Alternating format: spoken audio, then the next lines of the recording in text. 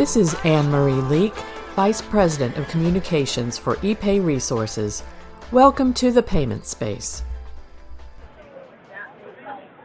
I'm pleased to welcome Nell Campbell-Drake, Vice President of the Federal Reserve Financial Services Group, to the Payment Space podcast, brought to you by ePay Resources. This is being recorded live at NACHA's Smarter, Faster Payments 2024. I'm your guest host, Peter Davey, the Payments Jedi. Nell, welcome to the show. Thank you so much, Peter. While many of our members are probably familiar with you, from time to time you've spent working on ePay Resources and other payment associations. Take a second and talk about your role at the Federal Reserve and how it's evolved over your career. Thank you so much for that question. I usually don't like to say this, but I have actually been with the Federal Reserve for 32 years. So I've had an exciting journey in time, and it's all been under the Financial Services Group. When I came into the Federal Reserve, I was a member of the Atlanta District, and I started in our ACH group. I was in a people leader role, and we were still using mag tapes when I went into the ACH group. And then I transitioned from there to cash services, where I directed our cash services operation for the 6th District. From there, I went into check services.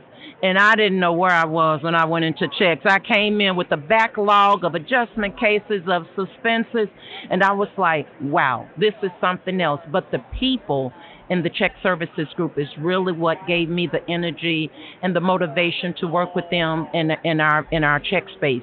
From there, I went to the retail payments office, and this was more from a strategic perspective, where we were influencing and shaping what we were doing in the retail space from a check and ACH perspective. And then just recently, we formed our enterprise group, and with the enterprise group, I'm now part of what we call industry relations, and it's a part of our strategic industry relations in industry engagement group. And what I do in that group, I have responsibilities for relationship management for some of our key influencer stakeholder relationships.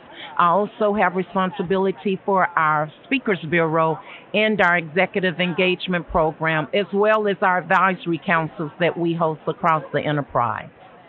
You've seen quite a growth for the Federal Reserve. I mean, a really cool thing. I mean, obviously, I think many of our listeners are probably familiar with the different districts that the Federal Reserve has had. Obviously, that's been compressed a little bit. You guys have a little bit more enterprise roles, which I think is awesome. It helps to kind of really drive strategy forward a little bit better than it probably used to, I'd imagine. That is so true. Even though we had product and support offices that spanned across the 12 districts, now we still had the same mission to make sure that our U.S. payment networks were accessible. And then we focused on our leader catalyst role, being a network operator and being a service provider, as well as the fiscal agent for the U.S. Treasury. But as we formed the enterprise, it gave us that opportunity to have one organization, consistent messaging, and then the same mission to go out and make sure that we collaborated with the industry to, again, help influence and shape our U.S. network. Awesome.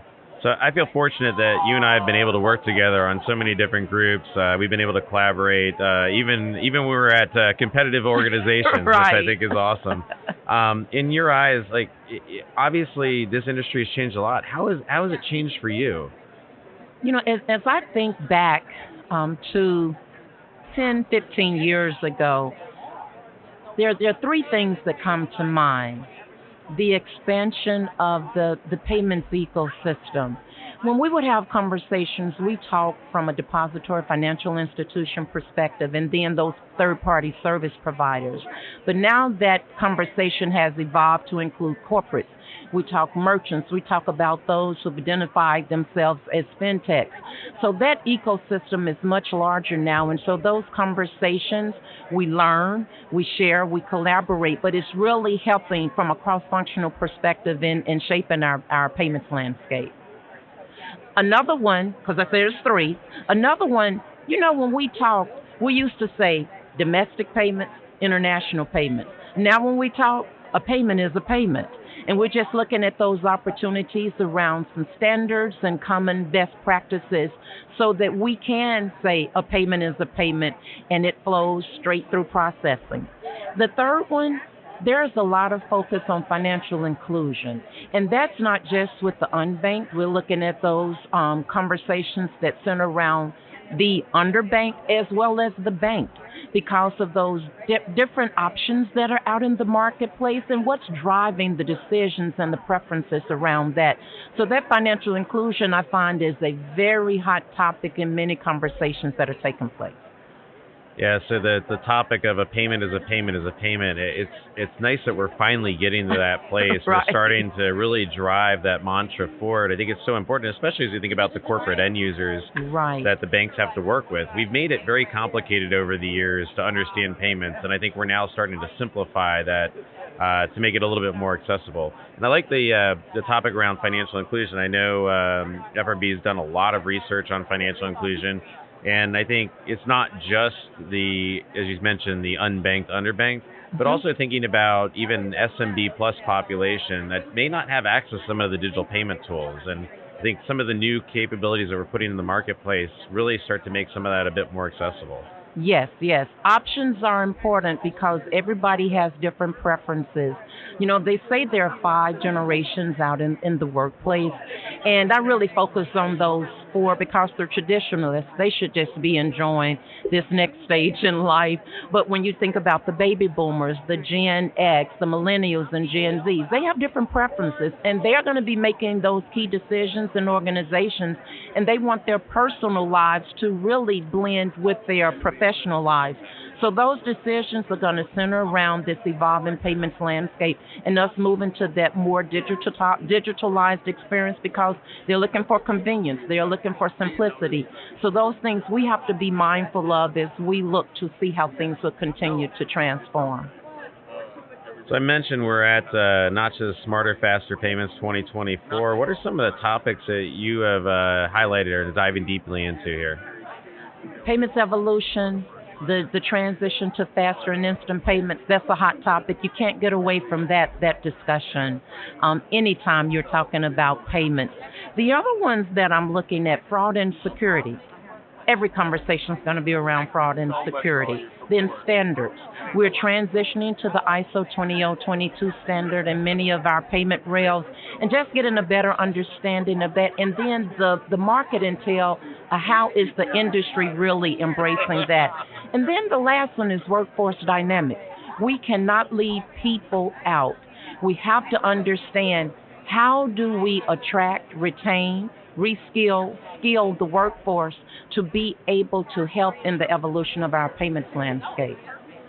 So on that topic, you mentioned that you've been in the industry for a couple of decades. Right. What advice would you give to young payment professionals coming into this industry? We have a whole new generation coming in and trying to drive it. The whole 15 under 40, right? Right. I mean, what would you tell them? And that is awesome. A couple of things. I go straight to the punch. I say you need to listen, you need to learn, and then you need to collaborate because everybody has something that they are bringing that's of value into the things that we're doing to try to reach the finish line. It is truly a partnership and us working together. And there was something that Rich Leary of Payments First stated, and it is so true. He said, you can't build tomorrow without knowing yesterday. So some of the generations know yesterday. They have that institutional knowledge. And then the younger generations coming in, they have the skills. They know the newness of things that are coming out. We need to work together so we can all achieve together and, again, reach that finish line. Yeah, I love the tone of collaboration. I think it's one of the things that I think both you and I have kind of founded our careers on is being able to collaborate, even when we don't always agree, which is a beautiful thing to do, and we all become a lot smarter for it. That is so true. Healthy debate is good because that allows us to get to the next step. So I do like that. Well, thank you so much, Nell. Really appreciate you coming on the show today. Enjoy the rest of the conference. Okay, thank you so much for having me.